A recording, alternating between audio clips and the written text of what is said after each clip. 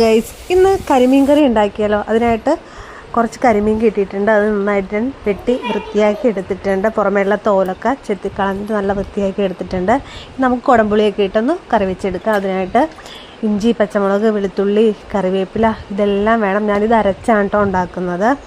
ഇതെല്ലാം കൂടെ നന്നായിട്ട് അരച്ചെടുത്തിട്ടുണ്ട്. ഇനിയൊരു ചട്ടി വെച്ചിട്ട് അതിലേക്ക് വെളിച്ചെണ്ണയും കറിവേപ്പിലയൊക്കെ ഇട്ടിട്ട് അരച്ച് വെച്ചിരിക്കുന്ന ഇത് പേസ്റ്റ് നമുക്ക് ഇട്ട് കൊടുത്ത് നന്നായിട്ട് ഇളക്കി കൊടുത്തിട്ട് ഉപ്പും മഞ്ഞൾപ്പൊടിയൊക്കെ ഇട്ട് നന്നായിട്ട് ഇളക്കി കൊടുത്തിട്ടുണ്ട്. ഇനി അത് അവിടെ ഇരിക്കട്ടെ. നമുക്കിതിലേക്ക് വേണ്ടിയിട്ടുള്ള പൊടികളൊക്കെ ഒന്ന് നനച്ചെടുക്കാം. അതിനായിട്ട് മുളക് പൊടി, മഞ്ഞൾപ്പൊടി, ഉപ്പ്, നമ്മുടെ മല്ലിപ്പൊടി ഞാൻ കുറച്ച് എടുത്തിട്ടുള്ളൂ കേട്ടോ. 1 സ്പൂൺ എടുത്തിട്ടുള്ളൂ. മുളക് പൊടിയാണ് കൂടുതൽ എടുത്തിരിക്കുന്നത്. 4 സ്പൂണോളം മുളക് പൊടി എടുത്തിട്ടുണ്ട്. അത് നന്നായിട്ട് ചട്ടിയിലിട്ട് ഒന്ന് മൂപ്പിച്ചൊക്കെ എടുത്തിട്ടുണ്ട് കേട്ടോ. നമ്മുടെ സവാളയൊക്കെ വാടി വന്നപ്പോൾ ഇതൊന്ന് മൂപ്പിച്ചൊക്കെ എടുത്തിട്ട് തേങ്ങാപ്പാലും ഒക്കെ ഒഴിച്ച് എടുത്തിട്ടുണ്ട്. അതിലേക്ക് കുറച്ച് കുടംപുളിയും കൂടി ഇട്ട് നന്നായിട്ട് ഇളക്കിയൊക്കെ എടുത്തിട്ടുണ്ട്. ഇത് ഒന്ന് മൂടി വെച്ച് നമുക്കൊന്ന് തിളപ്പിച്ചെടുക്കാം. എന്നിട്ട് വേണം നമ്മുടെ മീൻ ഇട്ട് കൊടുക്കാനായിട്ട്.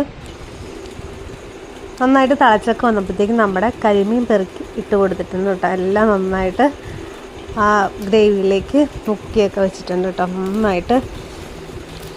നന്നായിട്ടൊന്ന് മൂടി വയ്ക്കണം. ഒരു 10 മിനിറ്റിന് ശേഷം നമുക്കൊന്ന് തുറന്ന് നോക്കുമ്പോൾ നമ്മുടെ കരിമീനൊക്കെ വെന്ത് ചാറൊക്കെ ആയിട്ട് ഇരിപ്പുണ്ട്. നല്ല രുചിയായിട്ടോ ഇങ്ങനെ കരിമീൻ വെക്കുമ്പോഴത്തേക്കും. കരിമീൻ മാത്രമല്ല, ഏത് മീൻ വെച്ചാലും നല്ല രുചി ഇങ്ങനെ വെക്കുന്നത്. വീഡിയോ ഇഷ്ടമായി ലൈക്ക് ചെയ്യാനും ഷെയർ ചെയ്യാനും സബ്സ്ക്രൈബ് ചെയ്യാനും മറക്കരുത്. നിങ്ങളുടെ വിലപ്പെട്ട അഭിപ്രായങ്ങൾ കമൻറ്റിലൂടെ അറിയിക്കുക. അപ്പോൾ ബൈ.